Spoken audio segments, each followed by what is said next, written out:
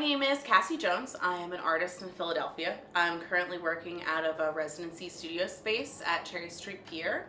I got this residency space here a little over a year ago as part of a program that I was running called the Supply Library Program, which I organized through a community group called the Craft Coven.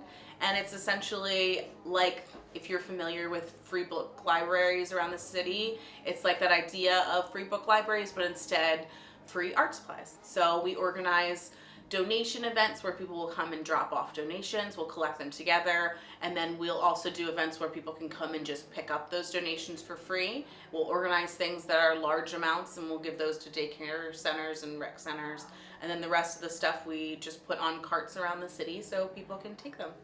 Working in the community setting is really enjoyable for me personally. Mostly what it does for me is it provides a connection that my work really thrives in. Thinking about the types of materials that I like to use, that I'm drawn to, and where I started with those, definitely began with something in the fabric range. I think I've had this thought a lot over the years because I've been an artist now, for 15 plus, and if you include my elementary school years, add those in too. But so it's hard to say exactly where the creative drive really connected and started, but I say fabric for almost every answer in this because the first memories I really have on understanding making something started around Halloween costumes. My mom would make them for us for years, and I would just kind of sit and watch her on her machine and like pull out these really thin little pieces of tracing paper and lay them out on things like, what is she doing over there? But I wasn't allowed to touch for the longest time.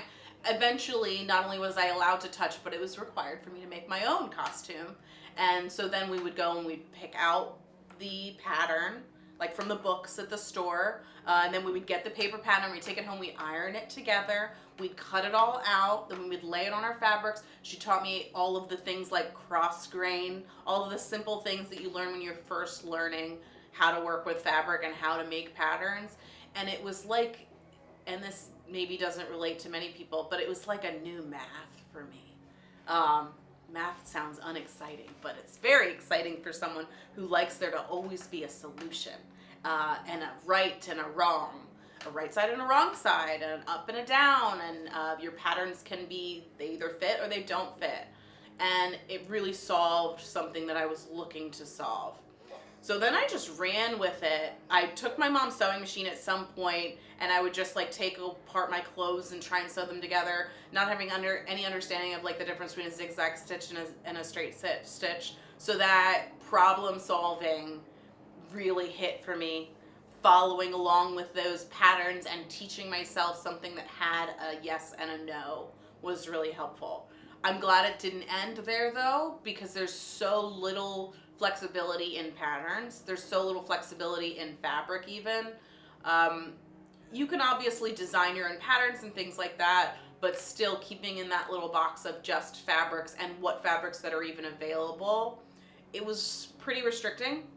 So I did end up going to college for fiber arts, but even before that, it wasn't that I knew I wanted fiber arts, it was just anything that I made would gravitate towards fabric. So I would say, we're doing a painting today. I would start a painting, and then eventually I would start stitching into the painting. Not even really realizing like, yeah, this is totally still paint, right? And then I was like, I guess it's not, but I'm gonna do it anyway. And then it was when I got to college for fiber arts, and I realized that fiber arts is maybe a little bit more broad than even textile arts. And then it launched me into what I'm now really doing mostly, which is clay work.